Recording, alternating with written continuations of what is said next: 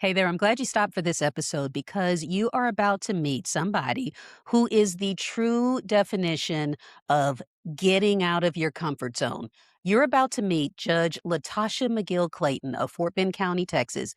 She is just somebody that I am in awe of because she started out in K-12 education, just like myself, but she didn't stay there.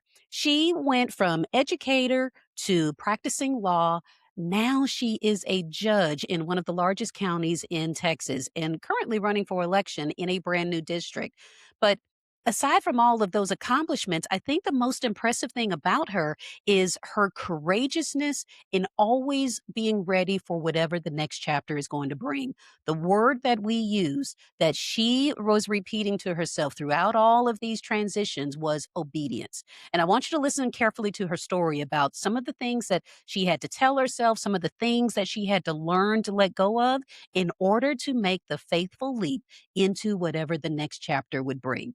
So if you are on the threshold, if you are at that division in the road where you're trying to figure out, should I or shouldn't I do the next scary thing, then this is the episode for you. Stick around and meet my guest, Judge LaTosha McGill Clayton. Hello again. Welcome to the Melanated Midlife Podcast. We are going to get all behind the scenes goodness from a lady that is at the top of her career right now. We are joined today by Judge LaTosha McGill Clayton. And you see how I did that pause because, I got to do the fangirl stuff. She is doing some big things, and we're going to hear her behind the scenes journey of how she got into this position of being the Democratic candidate for a judgeship here in Fort Bend County in the Houston area. So if anybody is outside of the Houston area, just know that this is, if I'm not mistaken, am I saying it? This is the second largest county in Yes, Texas? it's up there. It is Oh, definitely up there and continuing to grow. ooh, and so she is all up in the space right now, currently on the campaign trail, and graciously stopped to allow us to hear a little bit about the journey. So, Judge Clayton, welcome. Thank you so much, and thank you so much for having me. I really appreciate the opportunity, and so thank you. Hey, I want you to spill all of it because I'm sitting back here wondering how in the world, just before we started recording, I said, you know what? I have my days when I don't even want to turn my camera on, let alone smile at anybody. But with you, you're now in the public eye. And so this is a whole thing. You have to show up all the time. So I got to ask Right. you the question that I ask all of the guests. You're doing this very publicly, but what has midlife meant to you so far? So, midlife has meant to me that honestly, this is just the beginning. I know it sounds crazy, but this feels like it is just the beginning of a new season. When we get to this point in our lives, we have already survived different seasons, whether they are hard seasons or whether they're successful seasons. We've celebrated different milestones and different victories. Even across the way, we have also gained wisdom. And I think that at this point, too, we kind of know what we can deal with and who we are at this point in our lives. And so, it's allowed me to grow tremendously, to really figure out who I am and to know who I am and to go ahead and get it done and pursue joy and what it is that I need to do to be able to get to where I'm going. Yeah, because you are going and have been some places. And I always love to just pause and give kudos to any of my people that are from the education space. And I know that that is part of your origin story with your career. So Right. tell us a little bit about that. So when I started out, actually, my first career was education. So I went to Sam Houston State University, graduated from Sam Houston, and I had a bachelor's degree in biological sciences with a minor in chemistry. It's like, huh? What? Yeah, And I'm like, wait a second. That don't sound nothing like a teaching degree. exactly. And so, the plan was kind of pre-med. And, when we are, and I was in my early 20s at that time. And so, you just kind of fill out where it is that you want to go in life. And Yeah. so I did go ahead and finish with that. I did not change my major or anything. And so at that time is when there was a shortage of teachers in the science area. And so, my mom had always told me that, hey, you go and teach, you will always have a job. And I also come from a family of teachers. My mom, my grandparents were teachers. And so I said, you know what, I'm going to go ahead and do this. And so I did end up teaching sixth and seventh grade science. And I absolutely loved it. The children, I love speaking with the families to make sure that the children were excelling in what it is that they needed to do. And so yeah, I just really enjoyed it. And so that was definitely my starting point in my journey. But that also taught me a whole lot of patience, lots of patience and perseverance. And so I learned a lot about myself. I learned a lot about compassion, which I realized that I already had. And so, yeah, I enjoyed it. I enjoyed it quite a bit. So they say once an educator, always an educator. I can definitely affirm that. Definitely. Even now, like I say, in all of my transitions, people will say, "What do you do?" I still call myself an educator. So Mhm. my classroom is a little bit bigger. The platform is a little bit bigger, but it is still the same goal, same purpose. But Correct. you you didn't stop there because we could easily just go on and leave it at that, but you have made some serious pivots in the people, the person, the woman that showed up to watch this right now. I am pretty sure that she has had a full career somewhere and Mhm. is wondering what else is there? Can I do something else? I've got some ideas. There's some big pivots, but boy, it feels scary. I don't know. You made that pivot. Tell us how you went from education into this public space where you are now, because that feels like a big jump. I'm assuming, I mean, did you just decide, hey, that looks kind of fun over there. I'm going to try it. Or was there something that kind of pulled you along or made a mindset shift? So really when I was at Sam Houston around about my third or right before I was going to graduate or getting ready to graduate. And it was kind of one of those decisions I had to make as to whether or not I wanted to change my major or not. And so I had really kind of thought about it while I was in school at Sam Houston.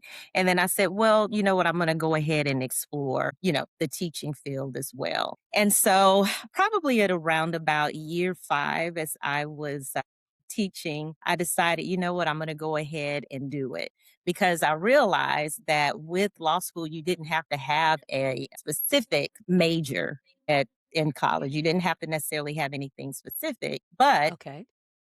and so with my degree, I was still able to go ahead and navigate that particular trail without having to go back and major in anything else. And so I did the research on that and went ahead and said, you know what, I'm going to jump out there and I'm going to do it. It was absolutely scary because, you kind of risk getting out there and then not making it. And don't want to say drowning, but you just never really know. And so I took the step to do that.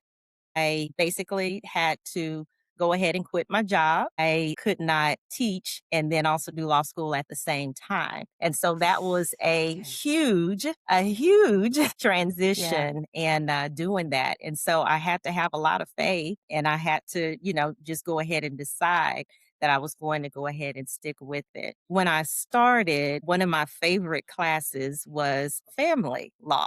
And I said, you know what? This is everything that I am, with the teaching and everything, having the compassion for children.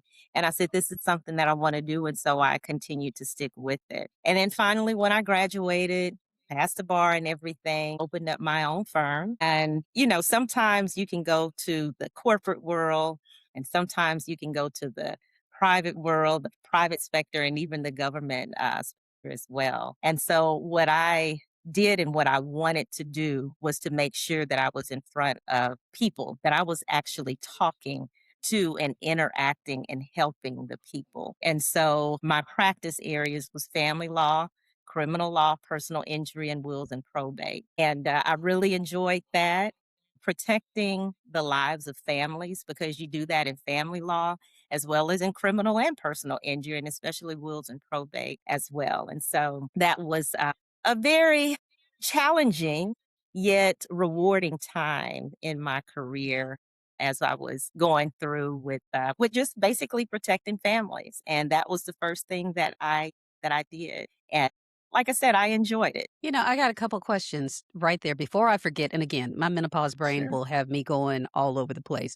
So I have to ask before it, escapes my mind. But I don't want the person that's listening to miss a very important thing that you just said, because going from education, you quit, we always say that good, safe job to Yes, go to ma'am. law school full time. So that's a huge leap right there. But Yes, ma'am. then when you came out of law school, you started your own firm, and that is not a small thing. So, I mean, good Lord.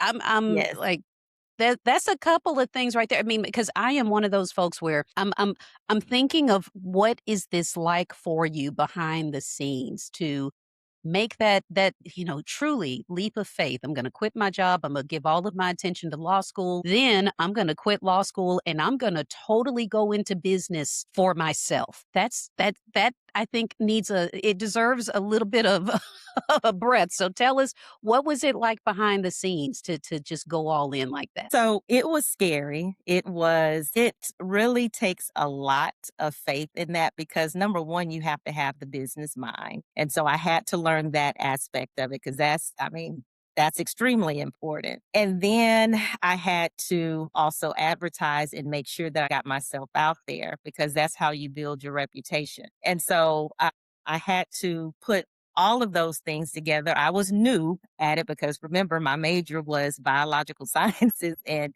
chemistry.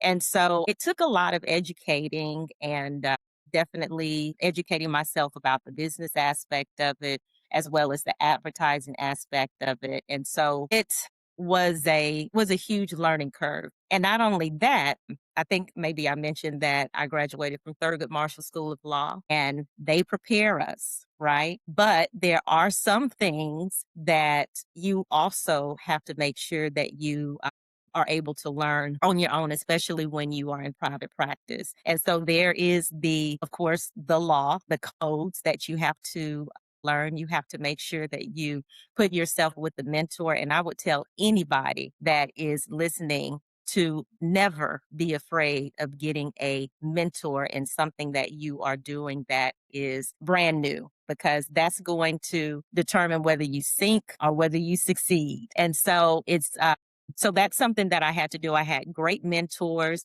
I was not afraid to ask anyone for help because the most important thing to me was to make sure that I was representing people in my best way and so that I would be able to still continue to protect families. So I was never afraid to ask any questions. And, even though that was 20 years ago, still to this day, I still have mentors. And so there is no shame in asking anyone questions about your profession, whether there is something that you might not know or something that you want to learn. It's never, ever in a career, in my opinion, to be afraid to ask questions or never stop asking questions and have mentors.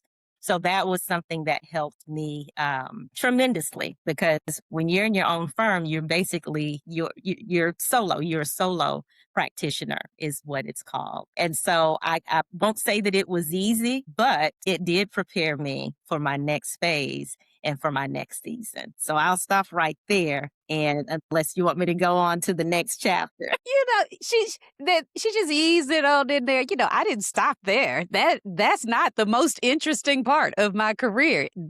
I totally agree, but I want you to go all the way in there because the other part that I'm questioning is when you say, you're an introvert and you had to get visible. You had to put yourself out there.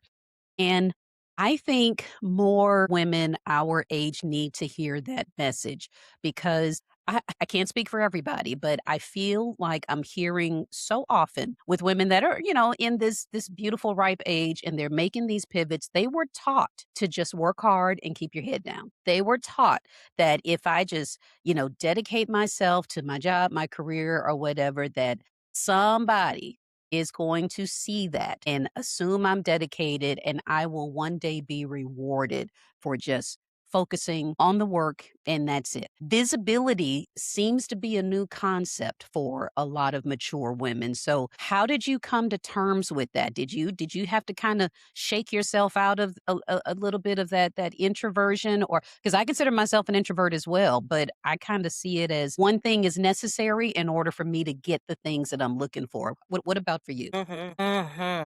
Yes, ma'am. Absolutely. It's very necessary. As an introvert, and what I mean by being an introvert, I work behind the scenes and I work very hard. And one of the things that I have had to learn since when I opened up my practice is that I had to step outside of my comfort zone and actually get out there. Because guess what? When I went to court, I had to be in front of a judge and there's always people in the courtroom. So I had to go ahead and get out there and get over that very quickly, especially with the areas of practice that I went into. And I will also say this is that when you get out there, you also have to be prepared. And I think that that's in any career that you're in because someone is always watching.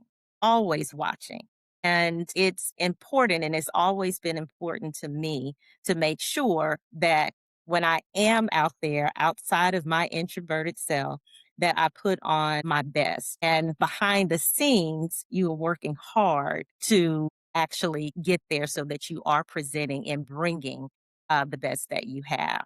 And I mean something when I say that everyone is, and so I'll put a pin right there. Yeah, I mean, you talk about going to court and you're in front of a judge. And you've got clients, you've got people that you're representing, so they're looking for you to show up as your best self as well. So I totally get that. But I want to turn that focus right back on you again. Going into court as an attorney, but now you are stepping into the spotlight again, running for judge. And this is for the 501st District Court position. You are currently on the campaign trail. And it like I said, I gotta say, hey, she made time for me, honey. So we are actively still going for the role, the biggest role of your life. So that's not a small decision. You've already made a huge leap of faith from your education career, full time to law school, in business for yourself as an attorney. What happened? What made you just have this internal conversation, or what somebody or somehow you came to the decision that I'm ready for the next thing? Tell us how that happened. Yes. That is correct. Okay. So after I was in private practice for about 7 or 8 years, I looked at what we call the Harris County Domestic Relations Office.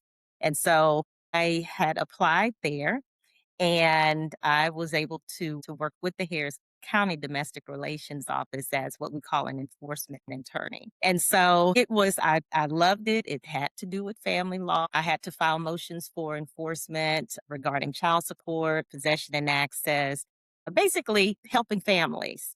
And so I guess you could say I was kind of like a family law prosecutor and handling different cases. But that was also considered a heavy workload because it's Harris County, and so those workloads can get a little heavy. But like I was saying before, how I was talking about knowing yourself and having learned yourself. I learned that I could handle it. And so I was in court more often and, trying motions for enforcements and other type of cases.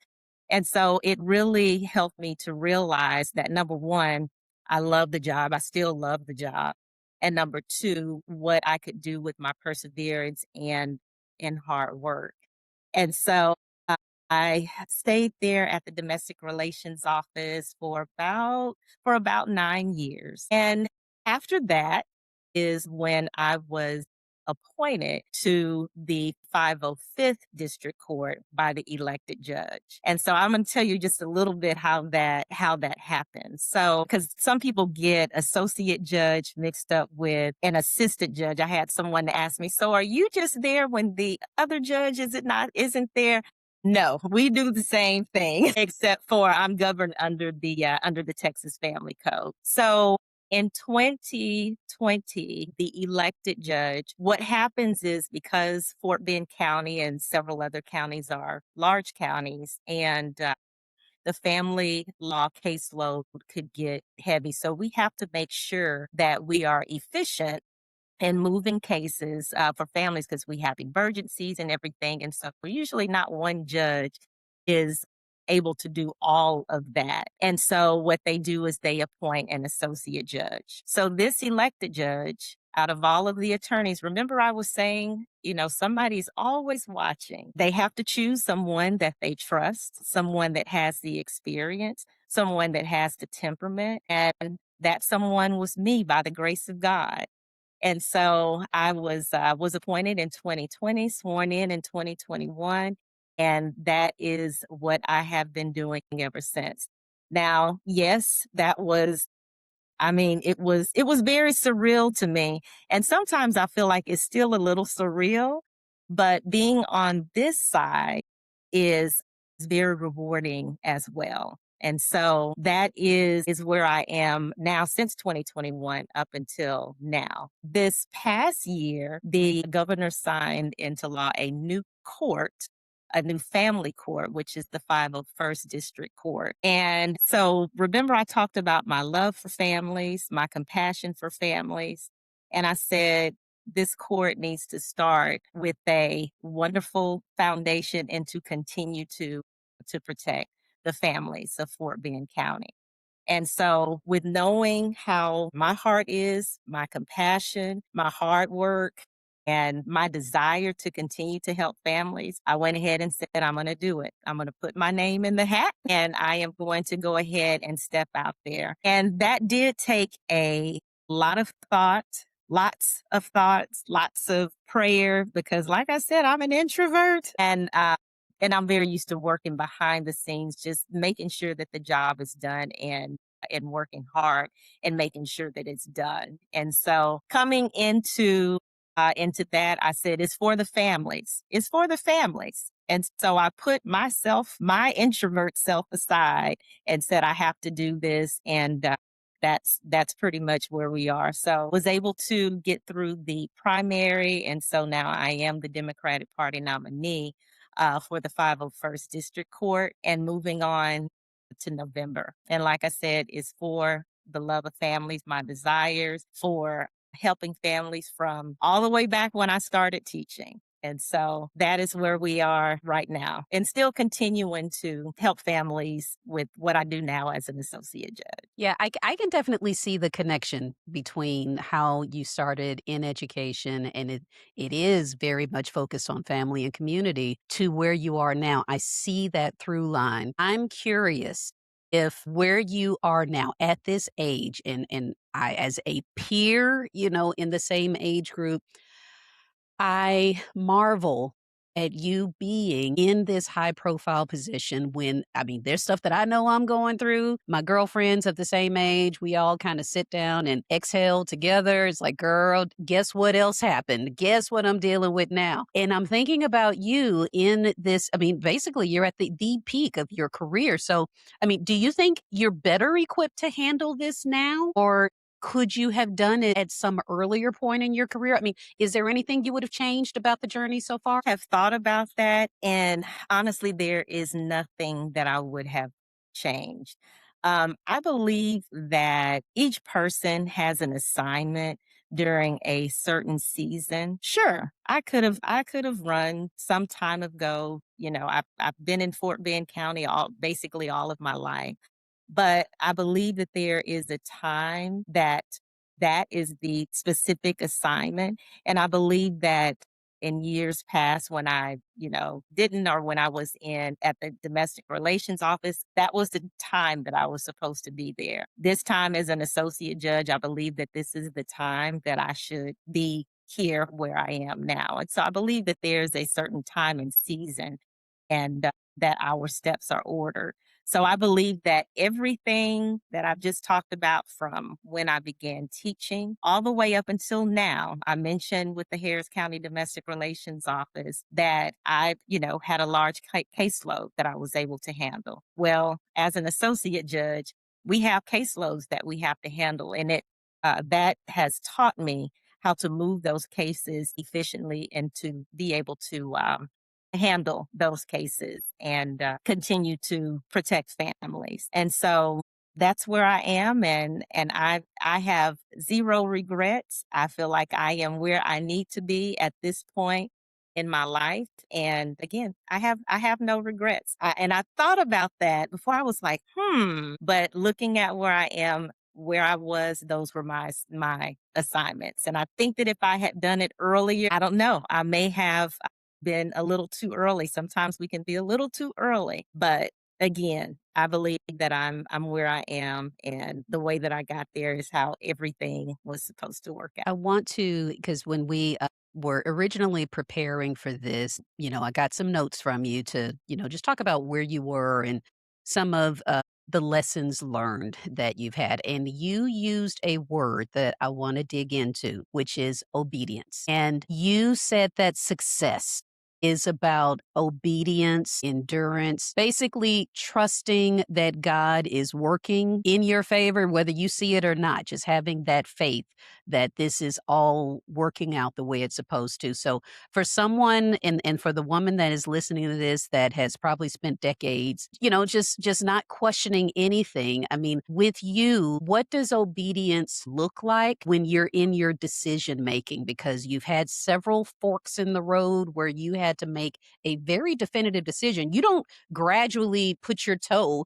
into the world of law and say, hey, you know what, I'm gonna check it out for a little while. No, you made a commitment. So tell me, what does that decision making look like when you are trying to be obedient?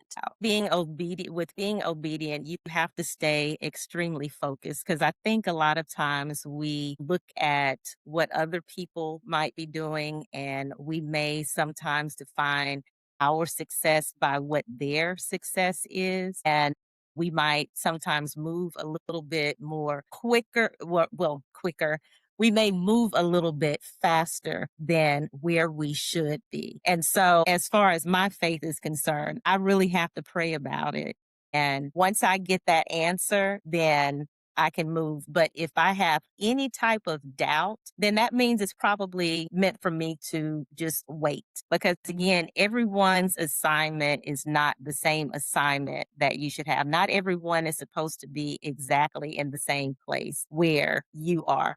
And that's, like I said, that's very hard to discern. But with taking a step back and just kind of being in your alone time and figuring out what your purpose is, then I think that that is obedience, regardless of what it is that you want to be. I know, some people want to be a Supreme Court judge. Some people want to be, at the height of their career, they might want to be the superintendent. But sometimes those things take time, and sometimes there's a journey that you have to go through in order to get there, so that when you are there, that you'll be able to handle it. Being a judge is not an extremely, I don't want to fool anybody. Being a judge is an extremely powerful and important position, because you're talking about families. It's almost like, when a doctor is going into surgery, you can't play with that. And so one strike of the pen, could mean, a family is turned around. And so you have to really make sure that what it is that you are going into, as far as careers are concerned, that that is where you're supposed to be, and that you have the tools and the preparation to actually get there. I'll be honest with you. Had I not been through my trials and tribulations and perseverance, I don't know that I would have been able to have the tools to be able to do what it is that I'm doing right now. And again, I know that this is where I am supposed to be in this moment. I've been here since 2021 is when 2021. which is when I was appointed. And so I have no regrets. I enjoy what I do, and I still have the compassion for it and ready to continue to do what I do. I love that. And you've just brought something to mind because with each leap that you made, with every big decision that you decided, okay, I'm going after this thing. And I talk about this in my book as well, that there's so much about life and our seasons, our chapters that we go through where we are ready for the next thing. We're at that crossroads and we're considering, okay, I think this is what I want to do. I think this is the path I'm supposed to take now. But in order to jump to that next thing, it often requires us to let go of something else, to leave some whatever behind or whomever behind. And I'm curious if that has also been your experience. And if it has, I mean, what did that teach? And leaving something behind. So I talked about comfort zones. And really, I was in my comfort zone when I was teaching. I was in my comfort zone when I was just doing my own practice with my own hours, my flexibility. I was in my comfort zone at the domestic relations office where, I was able to do my work in my office. I didn't really have to be out in front of the public all the time. And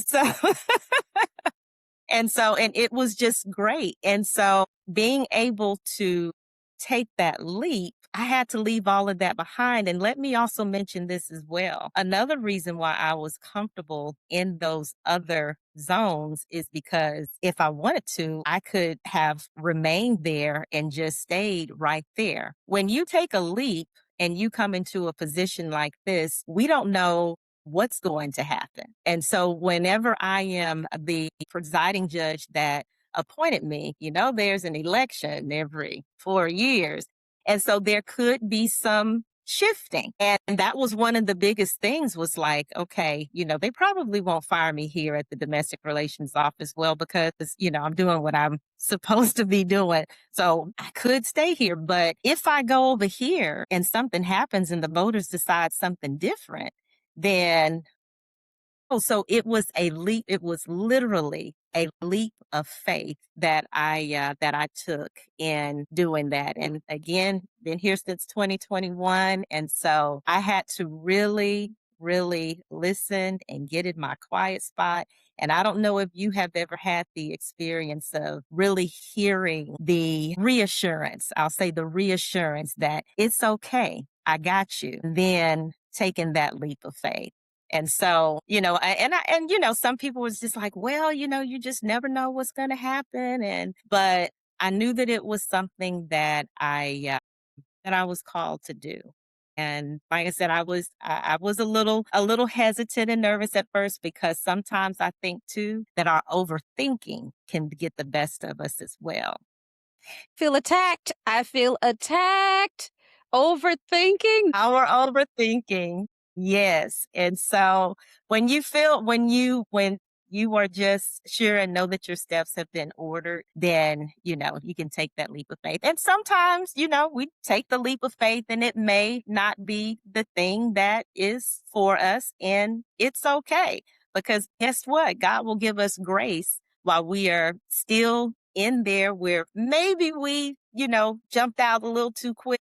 We'll still have that grace. And so I really believe that. And like I said, I just have no regrets. But yeah, I think that's pretty much how I got there and taking that leap of faith. So that's what I had to answer your question. That's what I had to leave behind. I had to leave behind the comfort zone. I know that everyone that is watching this right now, they felt that because we always say, life this is a quote and I've got it over here on I have a cork board on the wall that life begins at the end of your comfort zone. And even at my big girl age, I still have to read that quote on a daily basis because everything I know, everything I've already done is in that comfort zone. The rest of life, the rest of the experiences, any new lessons to help me grow as a human being are going to be outside of that comfort zone. And I have to constantly be intentional about doing the scary thing. The tiny little scary thing leads to another tiny little step and another tiny, and before I know it, I'm miles away from that comfort zone and I won't even miss it. So, I mean, listening to you say that is very encouraging. And I hope that the message that lands with the listeners is that number one, you can have various seasons and have very full experiences in those seasons, but you never stop growing. You never stop reaching and keep moving because your career thus far has been a true testament to that. But before we round this out, because I mean, there's so much that I'm thinking about just with where you're going next. And I mean, I'm just claiming it, by the time November hits, we're gonna be saying, girl, she won. She she is in the seat. We're gonna make sure of that. But I mean, what would you whisper back to your younger self when you were first starting out, as I say, when you got that first big paycheck and you were paying your own way for the first time in your life? What would you whisper to that younger version of yourself, knowing what you know right now? What would you tell her? Right. Well, thank you. I would say keep going, girl. Keep going. No matter what, keep going. Keep going. She was scared. She was. She was afraid. And, I know that a lot of people are afraid of not succeeding or not being successful, but you keep going anyway because if I had listened to some of the negative feedback, some of the things that were not so encouraging, then I probably would not have made it this far. But you have to believe in yourself. And I think there's a song that says you have to encourage yourself and you have to speak the words over yourself and you have to talk to yourself and say, listen, you are all of that and you can do it. You can persevere. And if there is something because, this is my dream job, and if there is something that anyone out there is dreaming about, go and get it, and do not allow anyone or anything to stop you.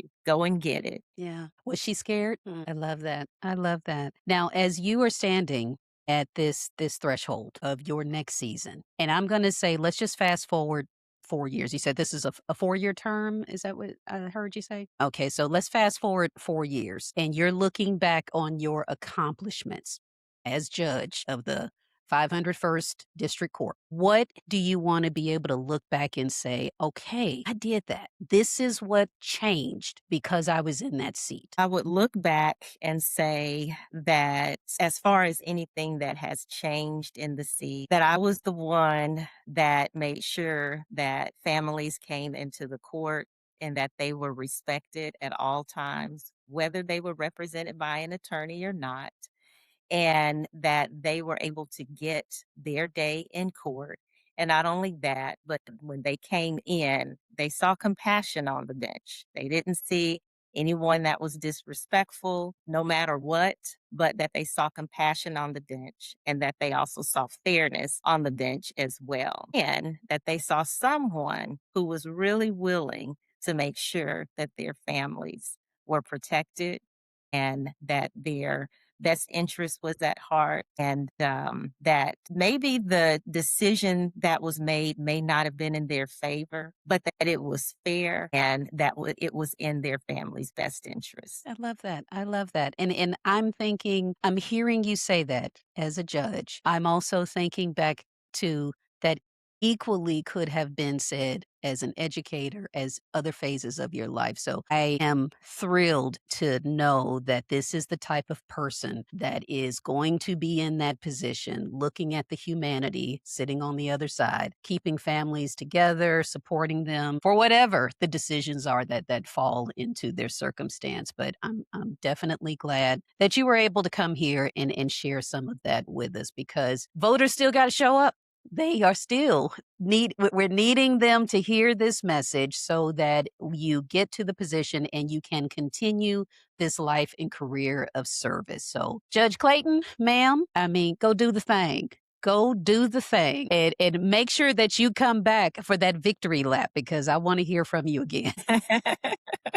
Thank you. Well, I sure appreciate it. And thank you for speaking it into existence. Hey, we gonna make it happen. So What I do want to let everybody know, I mean, this is airing, we're recording this in the summer. So we've got a few months before Judge Clayton is going to actually be up for election. So if you have questions, drop them in the comments.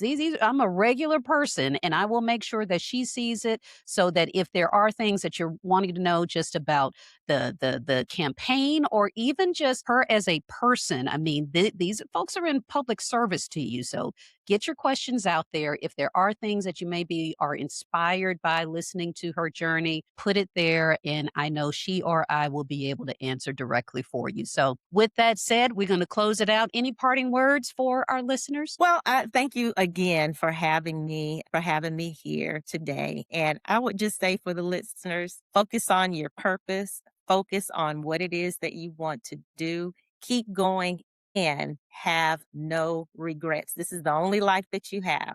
Have no regrets and continue to do what you're doing and keep going. Keep going. Yes. And in her word, obediently. Keep going obediently. So, thank you for stopping by to the Melanated Midlife podcast. Absolutely. Thank you so much. Again, leave a comment if you have a question for Judge Clayton, but we hope to see you here in the next episode. So, bye bye.